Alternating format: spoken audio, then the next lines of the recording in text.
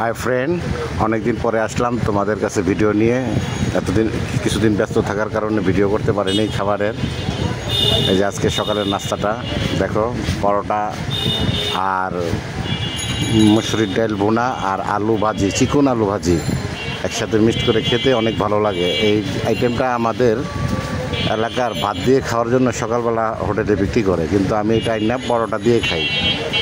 মসুরির ডাল ভুনা মানে ঘন ডাল আর আপনার এই চিকন আলু ভাজি আর সাথে পরোটা। অবশ্যই এর সাথে একটুখানি স্যুপের ঝোল দিলে একটু খুব টেস্ট লাগে, কিন্তু স্যুপের ঝোল আজকে 12টার সময় নাস্তা গেছি তো পাই নেই, এই কারণে আর কি এই অবস্থা। এই স্যুপ ঝোল ছাড়াই খাচ্ছি। তো তোমরা লাইক কমেন্ট শেয়ার করো প্লিজ, তোমাদের কাছে অনুরোধ।